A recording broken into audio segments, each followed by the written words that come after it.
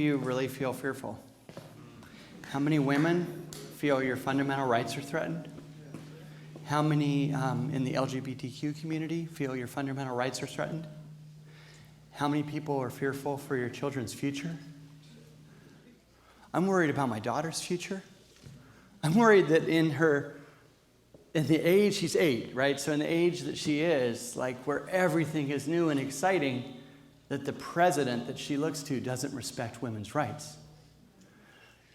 I believe that what we've seen from all of these protests is, again, that the core values we represent matter, and they are right.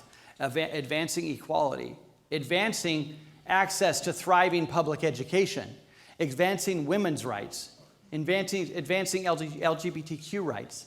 These are things we must do. These are things we must continue to protect. And we cannot go backwards as Americans. And really important to keep in mind is out of those millions and millions of protesters, hundreds of millions of protesters, carrying thousands and thousands of signs, I did not see one sign that said, I want more moderate leadership. So, how do we move beyond protests? What do we actually do? What are the specific steps that we can take as individuals here on Orcas Island, or if you're in Bellingham or you're in Seattle? What can you do to make a difference? The first thing's obvious.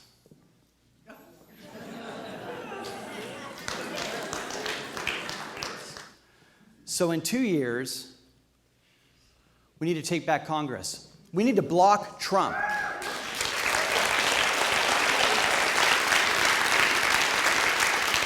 If we take back the U.S. Senate and possibly the House, we can block Trump. And we can also block some of the crazy stuff coming out of Congress right now. Did you guys see they just made it legal for you to dump coal ash into rivers?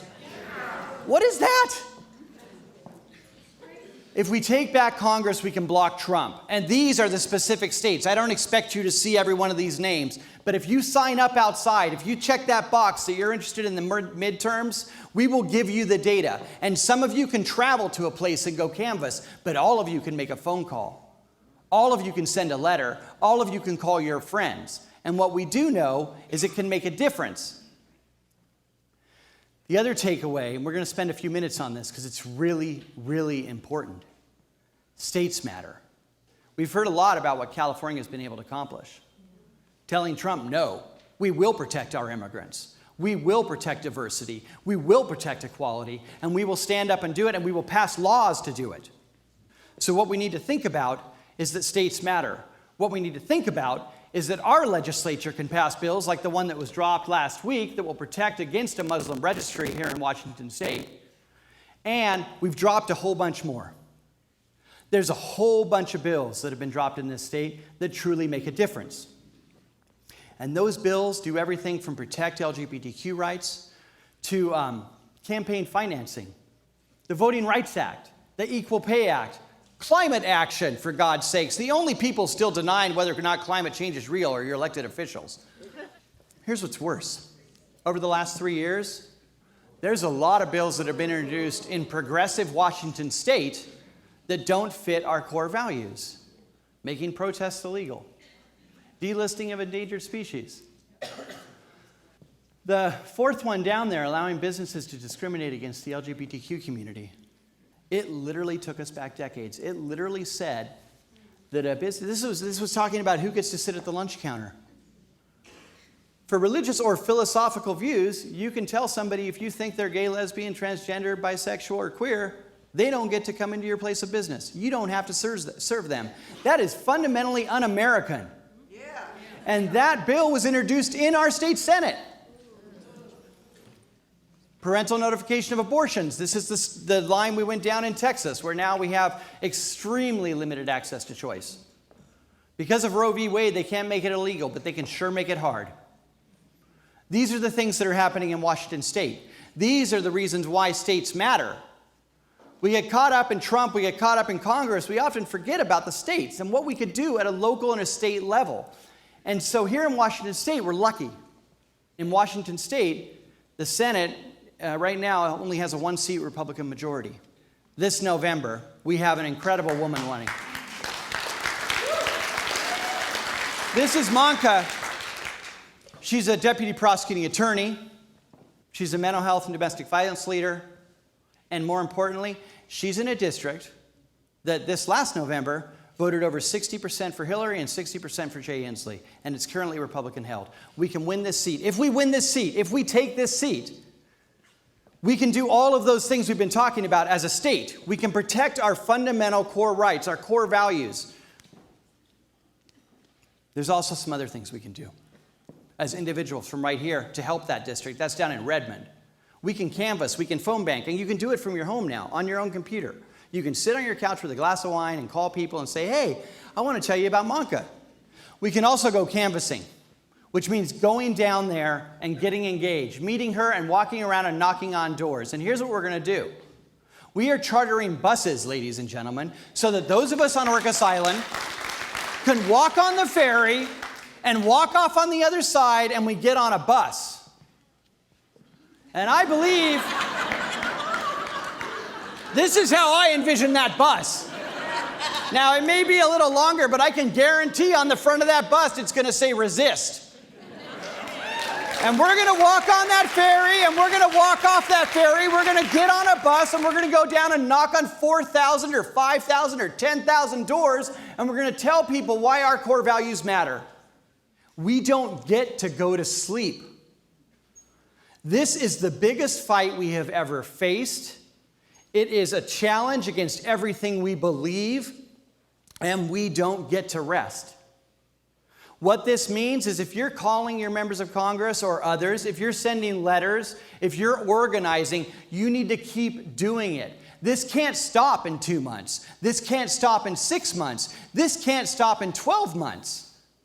In 4 years, we'll get to celebrate, and then we start again. But this is a lifetime battle. We are on the right side of history, and we cannot go backward. Another thing you can do, you can start canvassing through the state party. We have this incredible new chair of the Democratic Party. She is literally going to hire dozens of full-time canvassers to organize thousands of full-time volunteers to go all over the state, register people, get them engaged, talk about these core values, and have these discussions. So it's another way you can engage. You can engage by maybe you're looking for a job, maybe you want to volunteer, but Tina can help you. We also have dozens of women's groups popping up on Orcas, in Bellingham, in Seattle, women coming together to talk about their shared values, their shared strengths, their shared challenges, and how to empower each other to take control of their bodies, their communities, and lead this nation. We also have these other little examples. We have the Bossy Power Hour happening every Wednesday from 12 to 1. And they literally felt empowered, but they also felt overwhelmed, and they came together and they said, what can we do about it? So 1 hour a week, and anybody gets to come join, and they sit in the conference room, and they write postcards.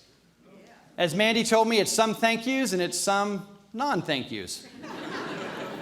They also make phone calls, and they have a list, and people come in and join them, and some people come in and just take the list and walk out. But it is a wonderful example of what we can do as individuals. And something else that's really, really important to keep in mind is every politician, no matter what level, I don't care if you're a county council person here, you're a state senator, or you're Patty Murray, or you're the president. You need two things to do the right thing. They are political cover and political pressure. I need 100 people to come into my office and say, oh my God, please do this. We need you to do this. But I need those same 100 people to come in and scream and yell and kick me out of office if I don't. You have got to hold our feet to the fire. Politicians do not get a one-off, and particularly on these issues of choice or equality or justice. You don't get a second chance. If I go sideways, if a colleague of mine goes sideways, you kick them out of office. And until you can, you let them know that you aren't satisfied. You call them every single day. You write letters every single day. You get your friends to do the same. And the women at Bossy's are doing this. And all of us can do this. We can come up with our own way. We're busy. We're parents. We have jobs. We don't have 100 hours a week to dedicate to this. But you can dedicate 1. Maybe you can dedicate 5. Maybe you can take a Saturday and get on a bus. But we all have ways that we can engage. The other thing we can do is we can support our local elected officials, and we can take charge of our local cities and counties. So Mayor Ed Murray has been an incredible advocate for justice and equality and truth and women's rights. And he won't stop. And he and others like him around the country at the city level have said if Trump wants to stop giving us federal money, so be it. We will stand up for what's right. Right here in San Juan County, this past Thursday, Initiative 2017 number 5 was filed, which says basically no county official will participate in any federal immigration roundups.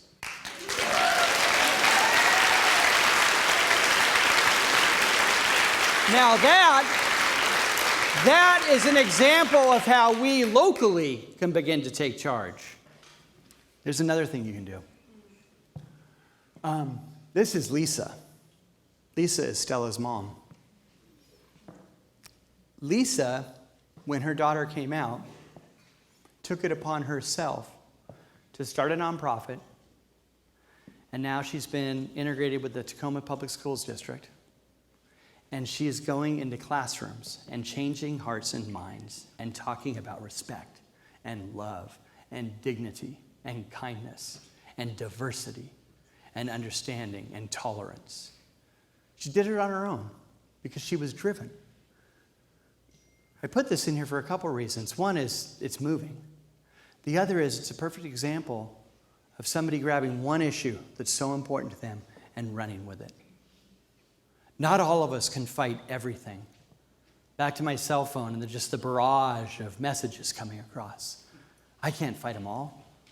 You can't fight them all. Sometimes it's okay to compartmentalize a bit and say, I hate that stuff, but I'm not going to fight it all. But this issue drives me. This issue I'm going to grab and I'm going to run with. So if there are single issues, if there are individual issues that move you, grab them. Run with them. Empower other people. Inspire other people to become active on that issue that drives you. And I guarantee you'll learn about others. And you will create a community. So, when you leave here, please sign up in the lobby. You will not get spam. You will get individual action items sent to you. If you want to engage in the midterms in 2018, we will show you the races. If you want to engage in a single issue, list that issue, and we'll try and connect you with other people. If you want to engage in state canvassing, if you want to fight with Tina to build Dumbledore's army, do it. If you want to help me take back the Washington State Senate so that we have a legislature that represents our core values and protects our core values and our citizens, sign up. You've got to sign up. Because in the end, this is what we're talking about. It's about caring. It's about hope. It's about respect. It's about love. It's about the core values that motivate us to make a difference. If that is what motivates us, we will be pure and we will change the world. Thank you.